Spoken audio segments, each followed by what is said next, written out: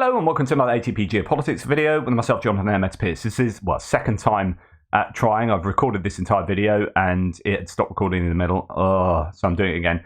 Anyway, this is the second part for the news video for the 8th of September 2023. First of all, just want to add to a couple of things that were pertinent or mentioned in the first video.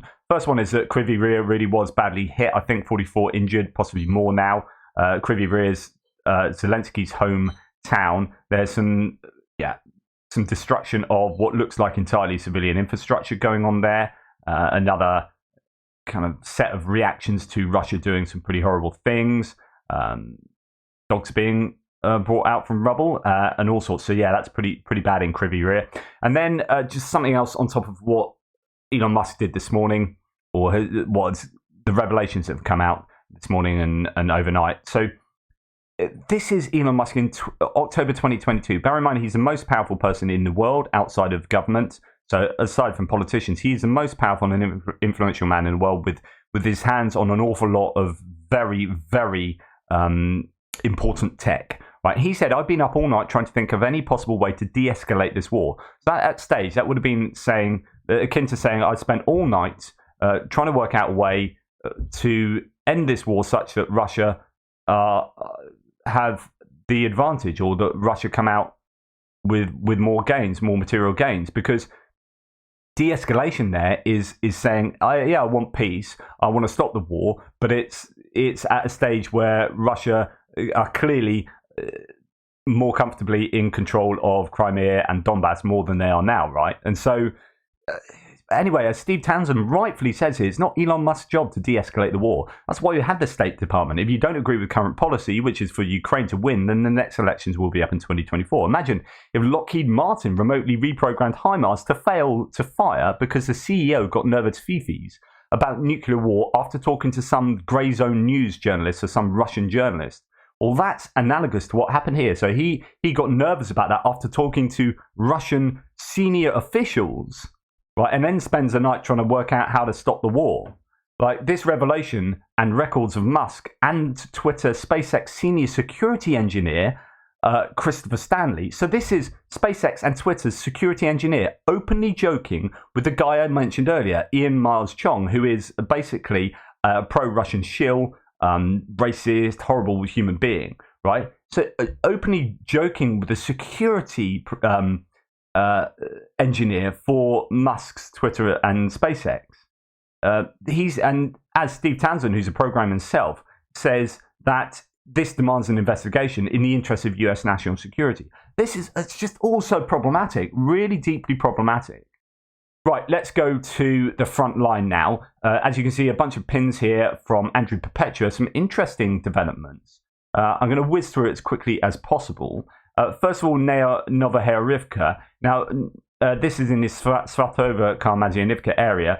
No report says that geolocated footage shows a Russian tank column getting destroyed, losing at least 3 pieces in that particular attack near Novoherivka. And that's the second failed attack that the Russians have tried this week. So they have lost a lot of equipment. So when you go back to look at the equipment losses over the last few days, over the last week, then a lot of it is being lost up here. Now, Andrew Perpetua has some gains for the Russians here. And that goes against what No Report says, that the area under Russian control after the initial offensive has decreased to the amount of 1 square kilometer. Well, actually, Andrew Perpetua has some Russian gains here, but actually that isn't the last 24 hours. That's just catching up on what other mappers had said yesterday and what I reported yesterday. So actually, I'd put an asterisk on those gains. I should have done that.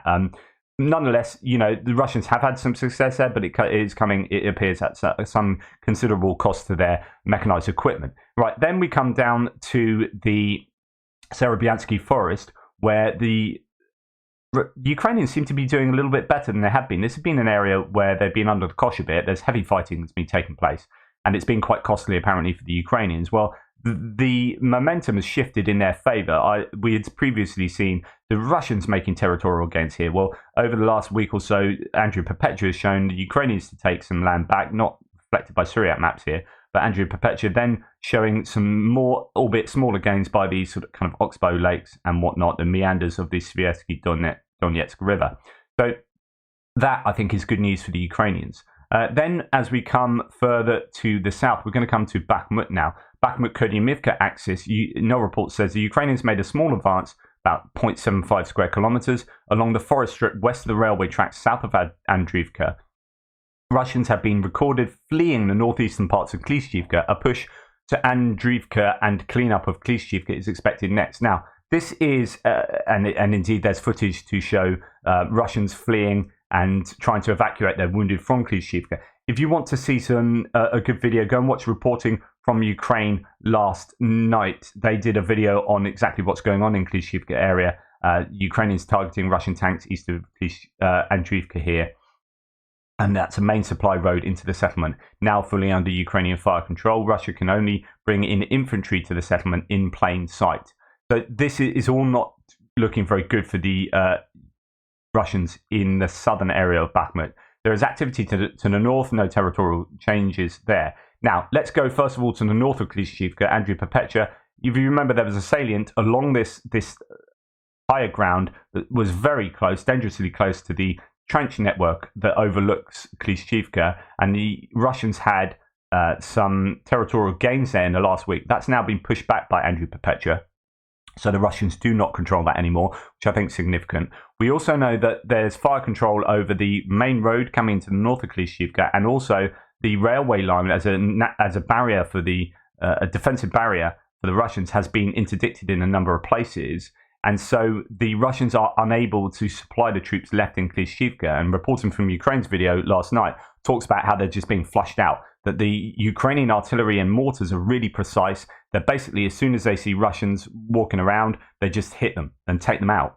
And the Russians are have lost a number of troops in Klishchiivka, as you would expect. But basically, they're not long for Klishchiivka, and the same can probably be said about Andriivka as well.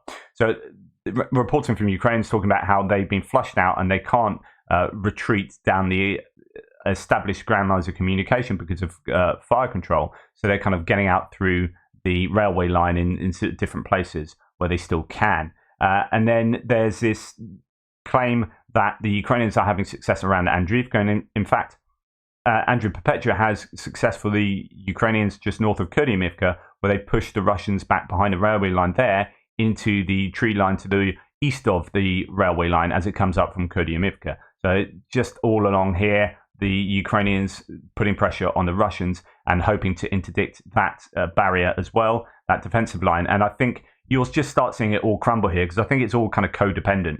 As soon as Klishchiivka goes, you're able to move around the side of Andriivka and Kurdyivka. Ozerynivka is vulnerable from the south, where the Ukrainians have had some joy to the east of the canal here. And so I think you'll just start seeing this all crumble, and then the Russians pull back to this secondary line here along the road out of Opitny going south.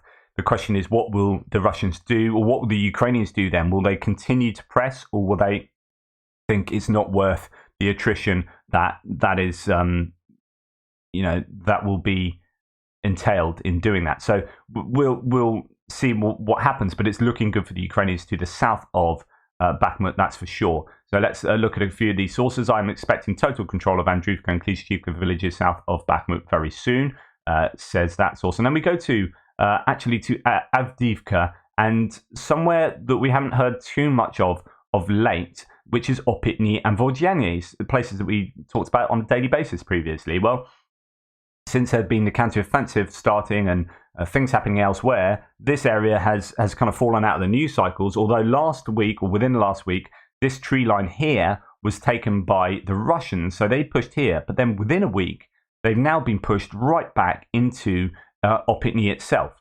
So the Andriy-Perpetua's line was up here, and then spiking up there, and then down there, and all of this is now not controlled by the Russians. So here we have Getty saying the armed forces of Ukraine advanced near Opitny in the Avdiivka direction. And Deep State says Ukrainian forces advanced near Opitny and approached Donetsk airport. So successful assault operations are carried out by the soldiers of the 59th Mechanized Brigade. And over the past couple of days, approximately 2.4 square kilometers have been liberated. So this is significant gains for the Ukrainians in this area. And again, that's from another source as well, from Getty. sort of talking to that gain. So this is significant and good news for the Ukrainians. We'll see if that is just a kind of one-off, or whether this is going to be indicative of a push in the area to try and cause the Russians some problems in maybe Vodyane.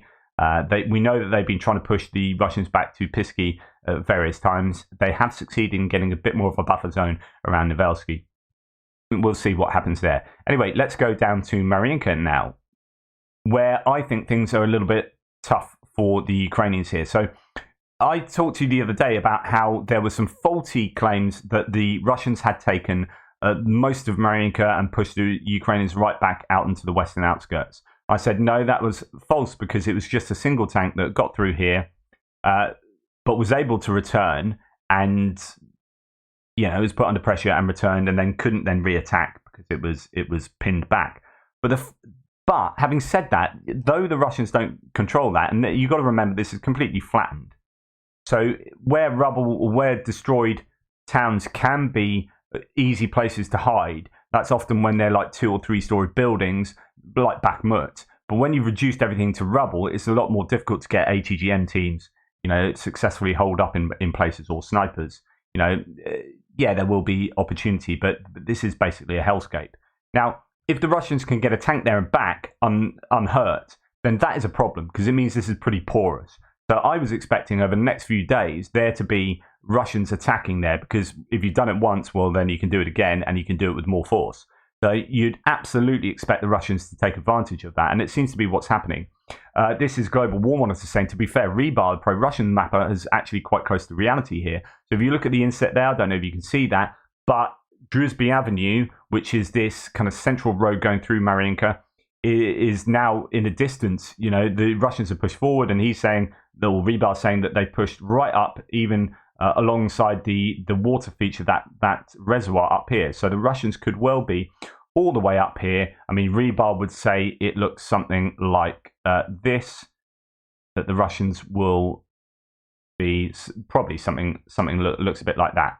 And that might well be the case. It could well be that the Russians have pushed that far. It is going to be tough there, and it could be that the days are numbered for the Ukrainians in Mariinka. As you can see from this source, it's fairly similar there. Russian forces made some progress in Mariinka, according to war reports. I don't know what the provenance of these guys are. So many of them have similar names, and you've got to actually look at the actual handle underneath to know that they might actually be different to who you thought they were. War Monitor being the one. There's like 5 War Monitors. Okay. So the Russians are having some joy in Mariinka. Now, as we move down, we're not going to get to Robotyne yet, because actually we're going to come down, we're going to swing by Velika Novosilka and look at some troubling mapping coming out of Andrew Perpetua's data analysis here. So he's saying that this Priyutna area, where the Ukrainians have been eating chunks away at the Russian controlled area, because the Russians were up to this ravine and they had mined it along there, and without the Ukrainians being in control of Uruzhaini robustly and north of Priyutne, they were unable to get behind and start taking that land. But that did happen. They did have control of Uruzhaini. They did seem to have more robust control north of Priyutne, so they were taking this land away. But now Andrew Perpetua has shown that the Ukrainians have pushed back. The Russians have pushed back around Priyutne and to the north there, and taken some land back, and that I think is somewhat worrying. But we also should expect that, because the Russians do defense by offense, and they counterattack to try and take lost ground. So the question is this a good use of the Russian troops? Are they going to attrit their own troops doing this kind of activity, such that actually the Ukrainians will be waiting for that? And once the Russians have exhausted themselves, then the Ukrainians do their own sort of counter attack, and it's easier for them to retake that land. So we'll see what happens there. But yeah, it's worrying that the Russians have taken some land back for the Ukrainians there, but it might not necessarily be so beneficial for the Russians if it comes at a cost. Right, now we're going to come down to Robotyne area, where there's not too much change to the mappers that I've been looking at. Actually, Surrey Maps hasn't done any mapping yet, but Andrew Perpetua shows no change there. But P-Star 11 says the defense forces of Ukraine are successful around Robotyne and Bakhmut, according to the General Staff. So some vague claims here. that the Ukrainians were successful in the areas south of Robotyne and in the Bakhmut direction, south of the city. They are entrenched at the achieved boundaries, something they always seem to say. That's their new favourite phrase. On a more unofficial note, Ukrainian forward units might have entered Novopokrovka from the north and east, as per field reports coming out. So some of his sources seem to indicate, but we had heard this previously anyway, that fighting is in the north, but I hadn't heard actually from the east. It wouldn't surprise me. The Ukrainians have made advances southwards to the east of Novopokrovka, so I'd imagine there probably is fighting around there. And then just what no report says of both that area and the Kamyanska area, the Ukrainians have liberated 9.35 square kilometers. These were areas that were either recently north of Above, so that area there, or less recently liberated but not yet confirmed northwest of Robotyne. Actually, Andrew Petro, I think, pretty much had that. So we were fine, but just as far as no reports' mapping is concerned, he's adding on some Ukrainian control there. And Russian channels report that Ukrainians advance towards Luhove. Now, whether that is, through Kamyanska itself, down to Luhove or further to the east, I don't know. Zherebianki is still holding out for the Russians. So that's a bit of a tough nut to crack. I don't know. We have seen some success around Kamyansky for the Ukrainians, and it seems to be an area that could breed a little bit more success. Anyway, moving on to military aid now, and we have the US $600 million aid package to Ukraine. This is on the back of Antony Blinken visiting Kyiv and speaking with Kuleba and whatnot. It seems to be coincide with that. Now, this isn't anything funky or new in terms of big load of tanks or something like that. This is your nuts and bolts of what Ukraine need to continue their offensive. So their counteroffensive will culminate when they run out of ammunition. So what do we see here? We see air defense equipment. So that'll be missiles and equipment to keep your NASAMs and your Patriots up and running. This is additional ammunition for HIMARS, 105mm artillery rounds, electronic warfare and counter-electronic warfare equipment, demolition munitions for obstacle clearing, so your MICLIC line charges, mine clearing equipment, and supporting equipment for training, maintenance, and sustainment activities.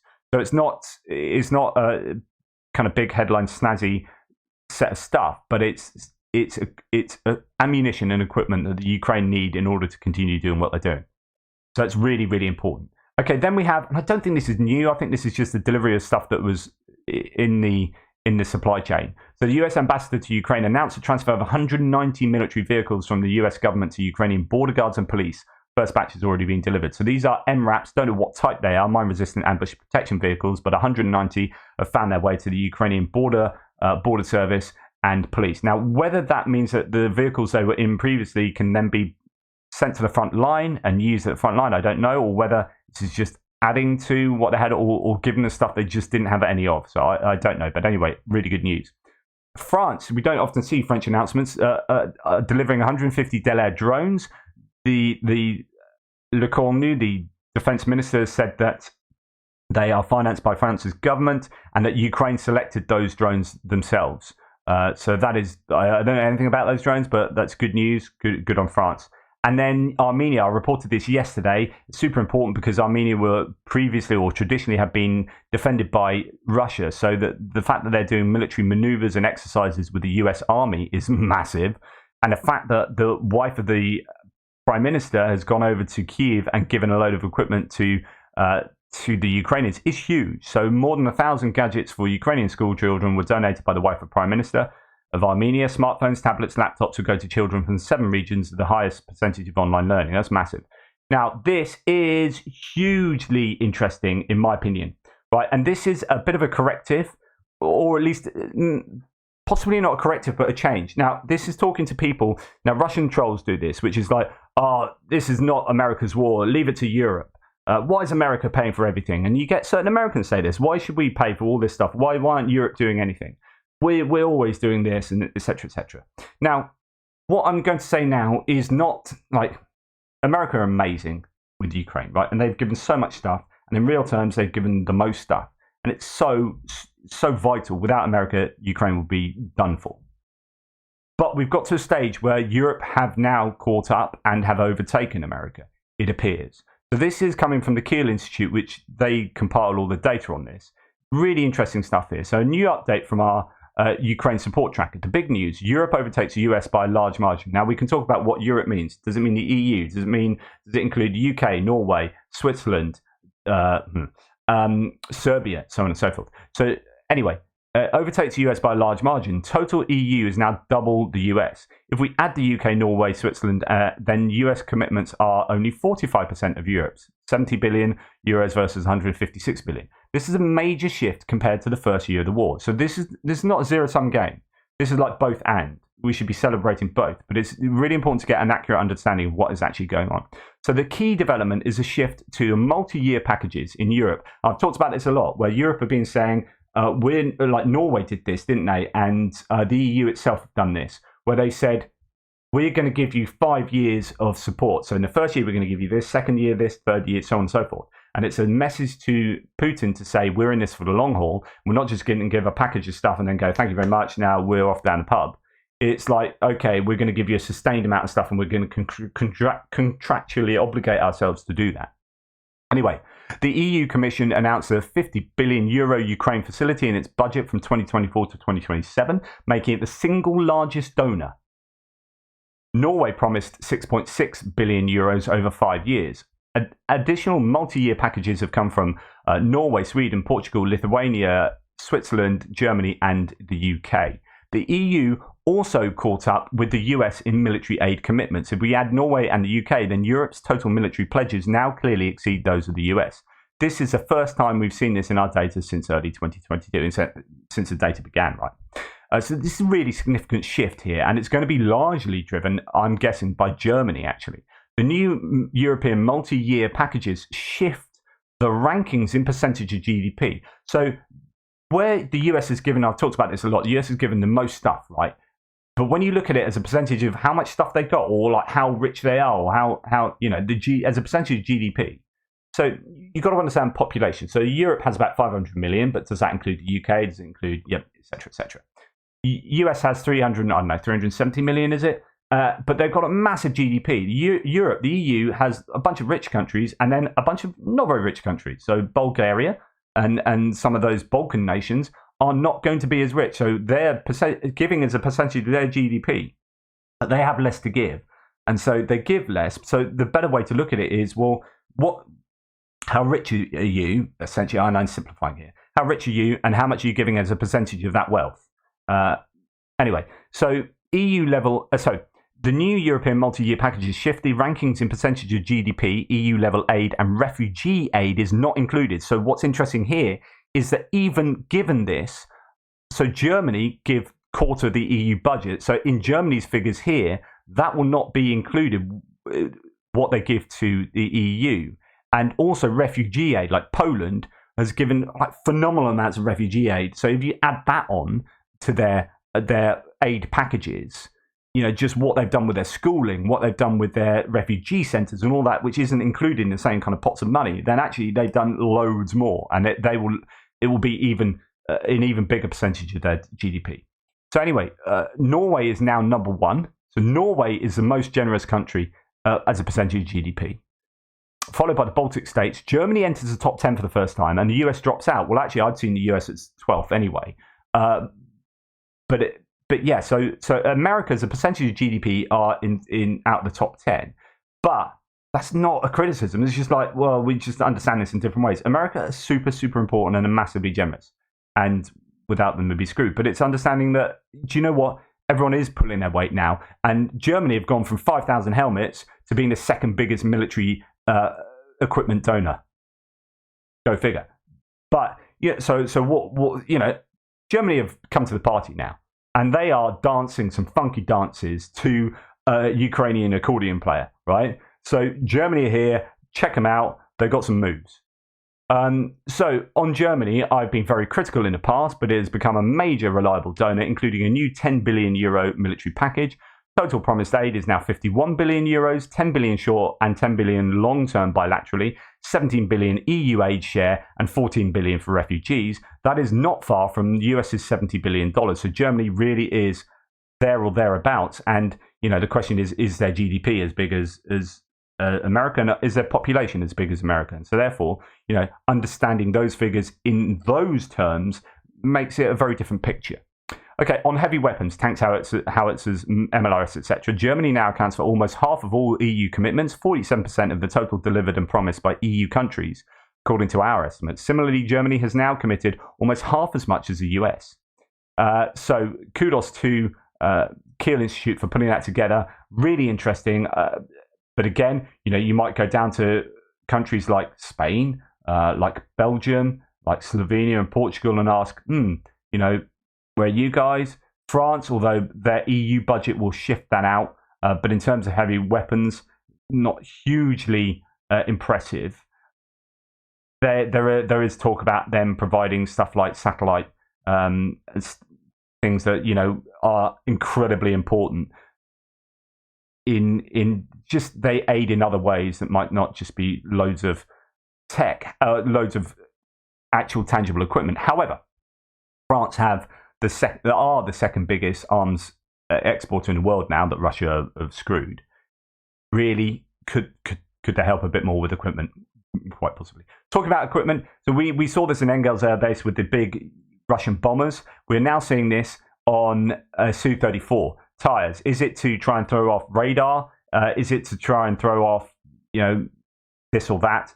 Is it to protect from drones hitting? Probably the latter. People have different theories, but it's interesting that this is happening on smaller aircraft. Now, there's nothing to laugh at, I don't think. The reason why I'm showing you this is because it shows you how much the Russians think that there is an aerial threat from the Ukrainians. That things have changed in the last year big time, and I think that's significant. Right, get on to geopolitical stuff. We start with tobacco company British American Tobacco, BAT, has sold its business in Russia and Belarus. Excellent to local management, good stuff. That's what we like to see. We have Cuban authorities have arrested 17 people associated with the criminal network that recruited Cubans to the Russian army. I reported that yesterday and the day before. So now the Cubans have come out and actually arrested a bunch of people who were doing that. I think at least 200 Cubans have ended up fighting for Russia. Then we have the US will deploy a military... Oh my God, this is amazing. Putin has shot himself in the foot, hasn't he? I don't want NATO on my doorstep, so I'm going to invade Ukraine to stop this happening. Finland and Sweden joined NATO, and now the US is deploying a military base near the Russian border in Finland. There's only 200 km from the Russian border at Rovaniemi Airport. The US will use military infrastructure there. Just insanely bad decision making from Putin and the Kremlin. Not a good move. In the same vein, Sweden is fully ready to join NATO, said the country's foreign minister. He expects the Turkish parliament to approve Sweden's application to join the alliance in autumn. So that's going to be happening hopefully anytime soon. And Sweden will be in NATO, and then Putin shoots himself in the other foot. Right, this is pretty cool. I mean, it's good to see a Russian guy who has actually, I think, fought on the front line as well. He's got injured. Anyway, he's trying to get into Kazakhstan. He's got a big Z on the back of his car, and they wouldn't let him in. They tried to rip off the Z. They wouldn't let him in, and he has a big old whinge, and I found that quite amusing, and good on Kazakhstan for doing that. But this goes to talk about what the general sense of public opinion is in Eurasia, in some of these nations like Kazakhstan. That actually it's not all Russia is awesome and we're on Russia's side. Kazakhstan particularly has had an interesting geopolitical past in the last year with regard to, I think, calling the bailiffs in on the Russian Space Agency because they take off from Kazakhstan, and it's all gone wrong with Russians' ability to do that. Because Kazakhstan have pulled the plug on them there, or at least they owe Kazakhstan a bunch of money, and they're saying, no, we're going to shut this down until you pay us. I remember reporting on that months back. Anyway, so Kazakhstan are an interesting nation there, and it's clear that Russia are losing their influence in places that it would have been secured in decades past. Right, I'm now going to go on to something that you might think, what the hell are you talking about this for? But it's absolutely pertinent to what I talked about in my Russian trolls special I did last night.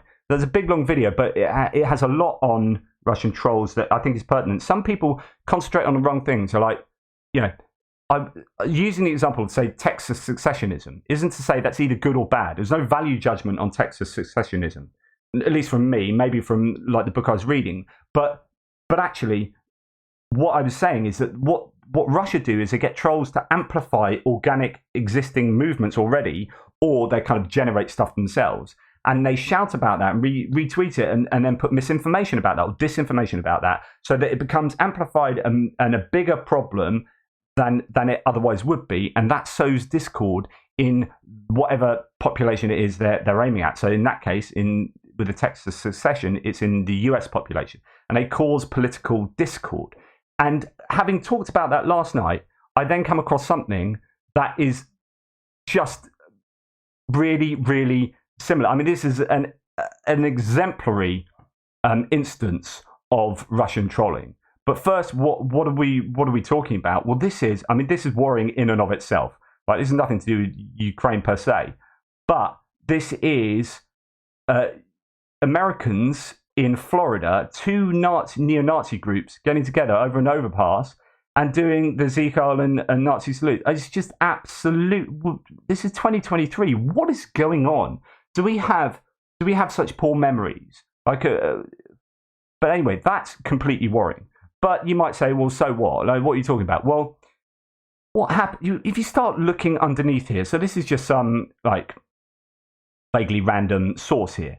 But if you look under the source here, like 50% of the people commenting are either pro those people, or dismissing it, lol, or saying it's fake or staged, or that the feds are behind it, that literally the FBI are who those people are, right?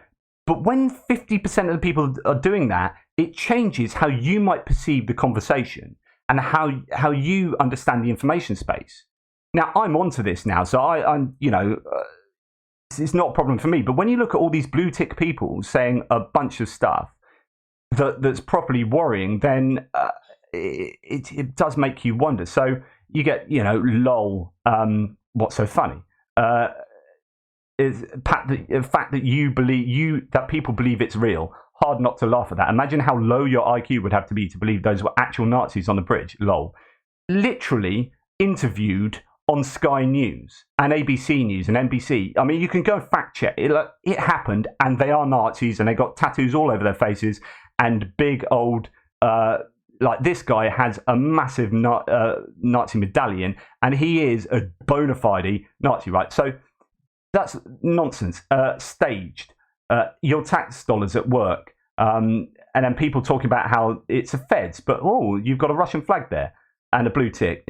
Feds, really? The ignorance is astounding. I don't know who that's aimed at, actually. And then lots of people saying these are Biden Nazis as well, like below, etc., etc. It's just so. And then there's that big medallion he's got there. And anyways, let's look at this person. This is the first person I looked at, right? I thought, let's look at one of these people to see if this is a genuine, like, American or a genuine person commenting on this. Actually, this person doesn't claim to be American, but just look at this. This is fascinating. In my books, this is fascinating. So, blonde-haired woman, nice dog, wide-awake Israeli pharmacist, conservative wife, mum, fighting to stop the reset and save our world order for my 4 awesome kids and precious grandson. So she's saying, I've got 4 kids, I've got a grandson, I'm a family person, I'm conservative, I'm a mum, I'm a wife. All these people,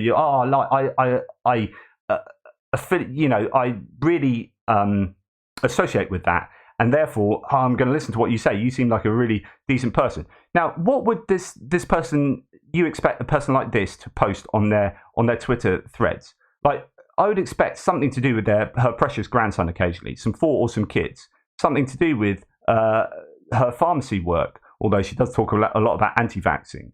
I'd like to, I'd expect to see that everything, 100% what she says are divisive political issues, mainly in America, but going across the world.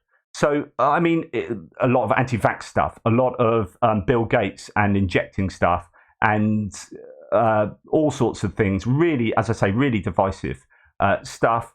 Talks about government takeover of your appliances, USDA, FDA, all this stuff. Then talks, uses really dubious sources, etc., etc. COVID, Canada, having to go at Canada there, then using this. I mean, Laura Loomer's a terrible human being, just basically a Nazi herself, and then this person's supposed to be Israeli. Interesting. This interview here is overdubbed in Russian, and the subtitles are done by obviously a Russian. They refer to not what this Nazi says. Like you can just about hear his voice underneath, and that's not what he says. So it's really dubious. And then you look at all this stuff, and it's really transgender in Germany, then stuff in Sweden, where we've got this. This is the Irish pro-Russian MEP, so European Parliament member for Ireland, who's incredibly dodgy. Why is she spouting his stuff? What is going Sweden? Immigration, a really divisive issue. Why is no one reporting about the bombings in Sweden and Gothenburg and blah, blah, blah?